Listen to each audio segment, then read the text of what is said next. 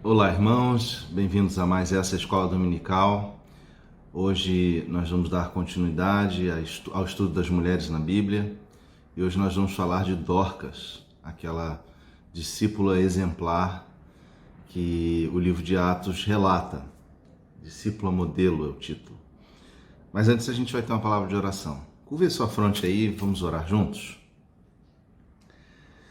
Deus, obrigado, Senhor, pelas tuas misericórdias que se renovam sobre nossas vidas a cada dia.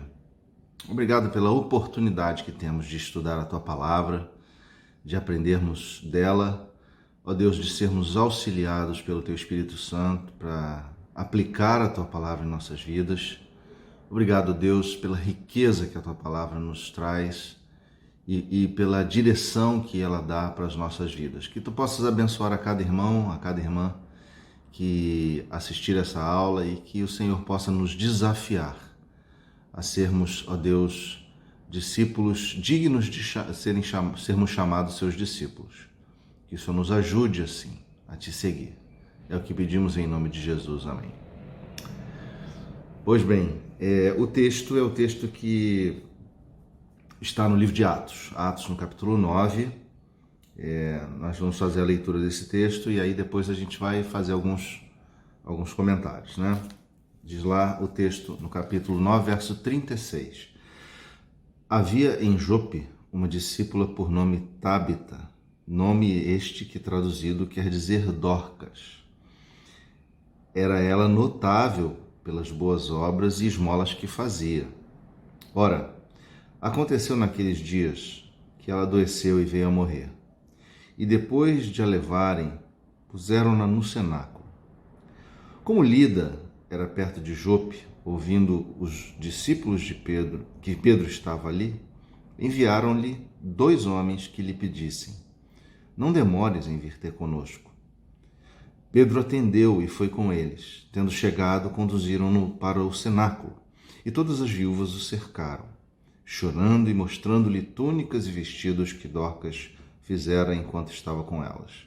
Mas Pedro, tendo feito sair a todos, pondo-se de joelhos, orou, e voltando-se para o corpo, disse: Tabita, levanta-te.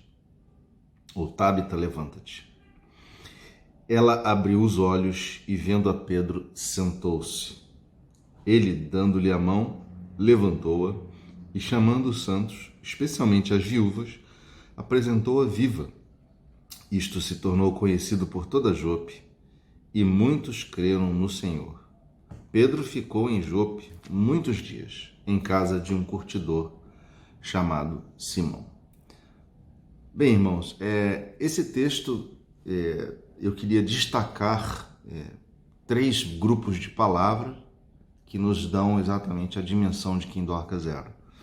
O primeiro grupo está no primeiro verso 36. A palavra discípula, as palavras notável pelas boas obras e esmolas, e as palavras ou expressão túnicas e vestidos que Dorcas fizeram. Em cima disso nós vamos construir a nossa argumentação. Mas quem foi Dorcas? A gente sabe que não são muitas as mulheres com seus nomes citados nas Escrituras, né? Dorcas ou Tabita. Tabita era um nome aramaico, Dorcas era um nome grego e, na verdade, tem significado de gazela. Talvez nos dê alguma pista de como essa mulher era ativa, de como ela era ágil, né? Mas era um nome comum naquele tempo, um nome comum entre os gregos e entre os judeus. E o curioso do texto é que é o único texto do Novo Testamento que usa a palavra discípulo para uma mulher. Ou, melhor dizendo, usa a palavra discípula, que é uma palavra no feminino, que no grego é mathetria. E isso talvez nos mostre a relevância a respeito de quem esse texto de Lucas está tratando, né? Ou a quem ele se referia.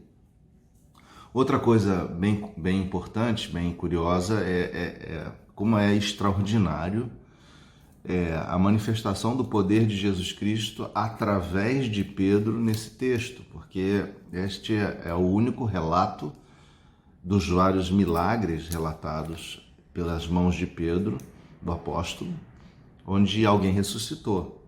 Pedro trouxe essa pessoa da morte, né? Ou melhor dizendo, ele foi o instrumento para trazer essa pessoa da morte. É o único registro que a gente encontra. Algumas outras coisas do entorno dessa cena que são dignas de menção, são importantes, né? Parece, alguns comentaristas, por exemplo, William Hendrickson, quando comenta esse texto, ele dá a entender, quer dizer, o texto dá a entender que parecia haver uma expectativa por parte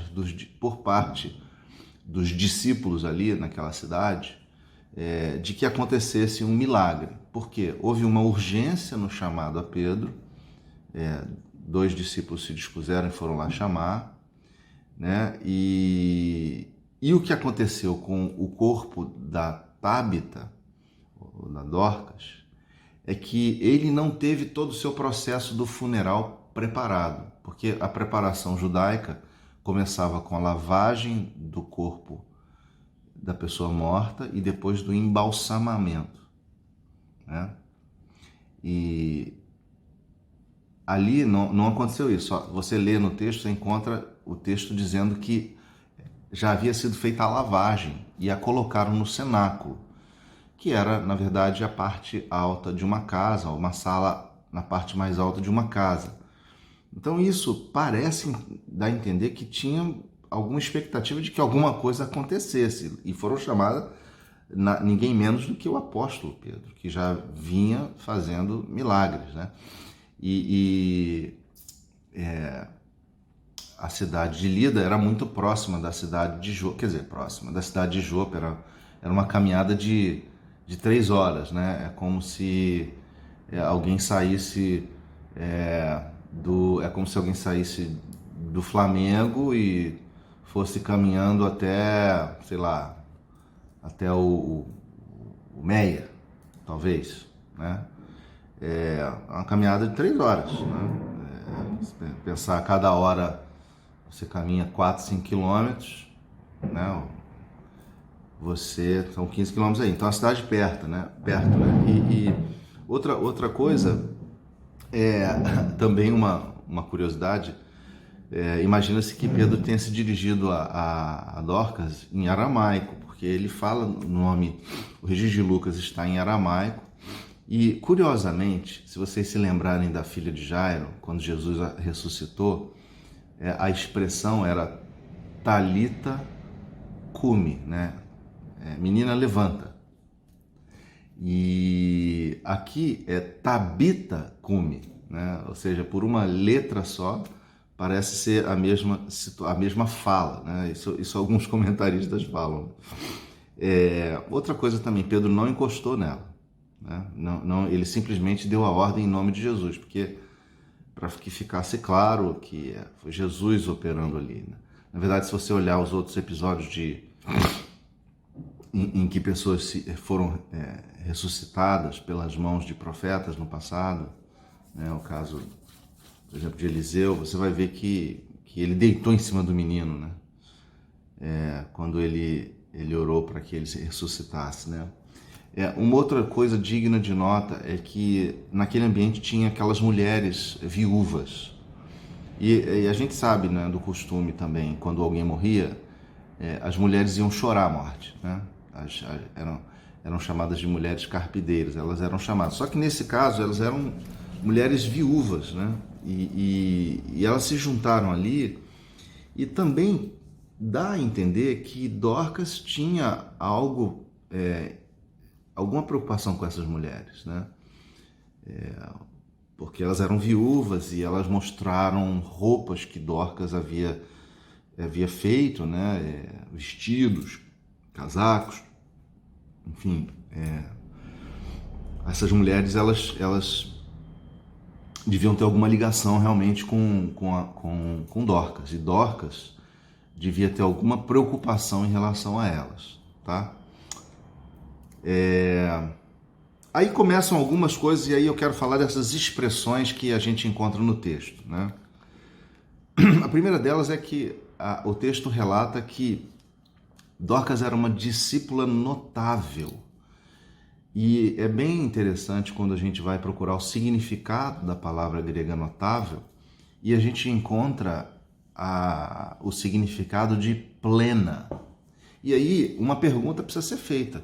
O que fez dessa mulher uma mulher plena? Né? Por que Dorcas era uma mulher plena? Talvez a indicação seja o próprio fato de que a verdade de Jesus Cristo na vida de Dorcas era tão intensa, né? E ela possuía um senso tal de missão que ela se sentia plena da presença de Cristo e do seu envolvimento com a missão. É muito interessante essa questão de você se sentir pleno com a missão, né? Nós estamos em missão, você e eu. Nós participamos de uma comunidade em missão. E muitas vezes nós precisamos nos perguntar se nós nos sentimos plenos. Não talvez na palavra notáveis, né? Mas fazendo uma comparação, será que nós nos sentimos plenos dessa missão? Plenos da presença de Cristo em nossas vidas, né? E ela diz a razão pela qual ela também era notável. O texto é claro quando ele diz que ela era notável pelas suas boas obras e esmolas que fazia, né? E isso a gente precisa entender muito claramente que estar em missão implica em não somente nós mesmos estarmos completamente engajados de corpo e alma na missão, como também os nossos recursos. Aquilo que a gente possui precisa estar a serviço da missão, precisa estar envolvido com a missão. E quando ela fala que ela dava esmolas, o texto diz que ela dava esmolas e boas obras, mostra claramente a preocupação dela com os mais desfavorecidos. E a gente não pode esquecer que o Evangelho de Jesus Cristo, ele veio também, eu não queria dizer como aqueles teólogos da libertação falam, né, que veio só para os pobres. Não veio só para os pobres, mas veio importantemente para os pobres, irmãos. O Evangelho é para os necessitados. Quando Jesus lê aquele texto de Isaías na sinagoga, onde ele lê o texto de Isaías 61, onde ele levanta, abre o livro e lê: o Espírito do Senhor Deus está sobre mim, porque ele me ungiu a pregar boas novas aos quebrantados e enviou-me a curar os quebrantados de coração, a proclamar libertação aos cativos e a pôr em liberdade os algemados. Jesus está falando das pessoas pobres também, não só espiritualmente, né? Cativos e algemados espiritualmente, mas numa questão mais ampla da própria sociedade. Então nós não podemos perder de vista que a nossa missão, ela atinge e necessita olhar para os mais desfavorecidos de recursos, para os pobres. A missão da igreja é forte e precisa estar olhando para os pobres, né? O resgate da dignidade da pessoa. E aí a gente vê como a fé de Dorcas era uma fé operosa. Como essa mulher que teve a dignidade de ter o seu nome mencionado no texto de Lucas, né, no livro de Atos, tinha uma fé frutífera, né? Irmãos, a nossa fé precisa frutificar. A nossa fé, nós enquanto discípulos de Jesus Cristo, eu vou falar um pouco mais sobre o que é ser discípulo, precisamos frutificar, precisamos dar frutos, precisamos transbordar daquilo que Deus tem colocado nas nossas vidas para alcançar outros. E isso passa necessariamente pela perspectiva de bens materiais. Nós não podemos esquecer desse dado, dessa informação, desse aspecto da nossa missão, né? Agora, o que qualifica essa mulher é que ela recebe o nome de discípula. E aí eu queria falar um pouquinho sobre isso, né? A gente tem que lembrar que a palavra discípulo, ou o conceito de discípulo, naquela época, né, e que vinha também da história greco-romana, vamos dizer assim, né, era de alguém que andava com o seu mestre, alguém que seguia os ensinamentos de um mestre e andava com ele, né, adotava o seu estilo de vida, né, acompanhava o líder, o mestre, aonde ele ia nas suas viagens, né? E só que essa palavra também, ela foi tomando uma variação no relato do Novo Testamento, trazendo uma relação direta entre o nome discípulo e o fato de ser cristão, porque os discípulos de Cristo são cristãos. Então, essa palavra começa a ter uma certa separação, segundo alguns comentaristas, né? Do conceito de que o aluno ele já não é sobre um aluno que anda com o seu professor, né? A palavra passa a estar realmente mais associada àqueles que eram do caminho, àqueles que eram cristãos, né? E a profundidade de ser discípulo, né, a gente não pode esquecer, né, que o discípulo não só acredita no mestre, mas ele vive de acordo com o que o mestre fala, né? E nós vemos Jesus definindo muito bem lá em Lucas e também em Mateus e também em Marcos, a mesma situação, a mesma frase, quando em Lucas 9, 23, Jesus dizia assim: se alguém quer vir após mim, a si mesmo se negue, dia a dia, tome a sua cruz e siga-me. Os diversos textos aqui dos evangelhos vão mostrar que Jesus disse isso aos seus discípulos.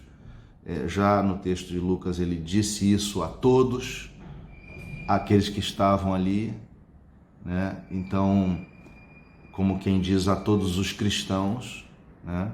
E nós precisamos então recuperar esse conceito do que é ser discípulo. E ele começa a partir do negar-se a si mesmo. Dizer não ao seu ego, renunciar toda a confiança em si mesmo. O texto de Filipenses coloca uma perspectiva a respeito disso. Filipenses 3, 7 a 11, se você procurar aí. Jesus vai nos dizer, ou melhor dizendo, Paulo vai nos dizer quando ele diz que não precisava confiar na carne, né? Ele está advertindo contra aqueles que eram maus obreiros, que eram da falsa circuncisão, e ele dizendo que ele poderia se gloriar na carne, né? Porque ele foi circuncidado ao 8º dia, era da linhagem de Israel, da tribo de Benjamim, hebreu de hebreus. Ele vai dando uma justificativa Mas em um certo ponto ele diz assim: mas o que para mim, no verso 7, era lucro, isto considerei perda por causa de Cristo. Sim, deveras considero tudo como perda, por causa da sublimidade do conhecimento de Jesus Cristo, meu Senhor, por amor do qual perdi todas as coisas e as considero como refúgio, para ganhar a Cristo e ser achado nele, não tendo justiça própria que procede da lei, senão a que é mediante a fé em Cristo. A justiça que procede de Deus, baseada na fé, para o conhecer e o poder de sua ressurreição e a comunhão dos seus sofrimentos, conformando-me com ele na sua morte, para que de algum modo alcançar a ressurreição dentre os mortos. Paulo nos dá a perspectiva desse negar-se a si mesmo. É considerar todas as coisas que nos cercam em segundo plano. Em segundo plano. Tudo que é relacionado a nós em segundo plano e ter a Cristo no centro da nossa existência. Assim, realmente algo muito difícil, né, irmãos? Porque a gente está no dia a dia, nos nossos projetos, nos nossos caminhos, nos nossos sonhos. E a gente precisa colocar em perspectiva tudo que a gente faz, tudo que a gente sonha, tudo que a gente corre atrás, porque todas essas coisas precisam buscar a glória de Jesus Cristo. Elas não podem buscar a nossa própria glória, não podem acontecer para que nós estejamos a dizer ao mundo: olhe para mim, veja como eu sou bom, veja o que eu consegui fazer. Pelo contrário, essas coisas têm que estar submissas a Cristo. Elas têm que estar debaixo da glória de Cristo, debaixo da vontade de Cristo, né? E Paulo considerou todas as coisas como refúgio. A palavra é muito dura, porque refúgio é lixo, né? Realmente, assim, é um desafio muito grande. Esse negar o ego é um desafio muito grande, mas ele tem um segundo desafio, que é tomar a sua cruz. E esse tomar a cruz, irmãos, é algo extremamente difícil. Tomar a sua cruz. O Simon Kistemaker, comentando o texto, ele diz: assumir o opróbrio de seguir a Jesus Cristo como alguém condenado pelo mundo. Assumir a dor, a vergonha e a perseguição diariamente. Nós acho que não vivemos isso assim na plenitude, não. Porque vivemos muito tranquilos, né? Nós não sofremos tanta perseguição como tantos outros. Mas a gente tem que ter em perspectiva que o chamado de Jesus para sermos discípulos, e aqui o exemplo de Dorcas é evidente, né? Porque ela é discípula, ela tomava a sua cruz, ela assumia a missão ou a função de se submeter ao sofrimento decorrente da fé. Necessariamente passa por isso, né? Mas além de negar a si mesmo, além de tomar a cruz, Jesus fala que se alguém queria ser discípulo, deveria segui-lo. E seguir significa confiar, significa caminhar nos seus passos, significa obedecer os seus mandamentos em gratidão pela salvação recebida do Senhor. O texto de 1 Pedro 2,21, vamos comigo lá. 1 Pedro 2,21 diz assim: porquanto para isto mesmo fostes chamados, pois que também Cristo sofreu em vosso lugar, deixando-vos exemplo para seguirdes os seus passos. Meus irmãos, a vocação cristã, ela necessariamente passou, passa e passará por sofrimentos. Passou, passa e passará por dor. passou, passa e passará por humilhação. Nós não podemos perder de vista isso. E se seguimos a Jesus, seguimos os seus passos, seguiremos esse padrão, seguiremos essa condição, essa situação. Nós precisamos nos lembrar daquilo que Jesus falou no capítulo 14 do Evangelho de João, quando ele diz lá no verso 21, aquele que tem os meus mandamentos e os guarda, este é o que me ama, e aquele que me ama será amado por meu Pai, e eu também o amarei e me manifestarei a ele. Disse-lhe Judas, não o Iscariotes, de onde procede, Senhor, que estás para manifestar-te a nós e não ao mundo? Respondeu Jesus, se alguém me ama, guardará a minha palavra, e o meu Pai o amará, e viremos para ele e faremos nele morada. Muito bom saber que o discípulo que nega a si mesmo, que toma a sua cruz e que segue a Cristo, confiando nos seus mandamentos, obedecendo os seus preceitos, os seus mandamentos, para demonstrar o amor que tem por Cristo, para demonstrar a gratidão que tem por ter sido salvo. Esse discípulo, ele não é convencido disso tudo apenas pela sua razão. Ele é convencido principalmente pela habitação do Espírito de Cristo na sua alma, no seu coração. Porque Jesus Cristo mesmo nos diz que se alguém ama a Ele e guarda a sua palavra, Ele e o Pai vêm habitar no coração.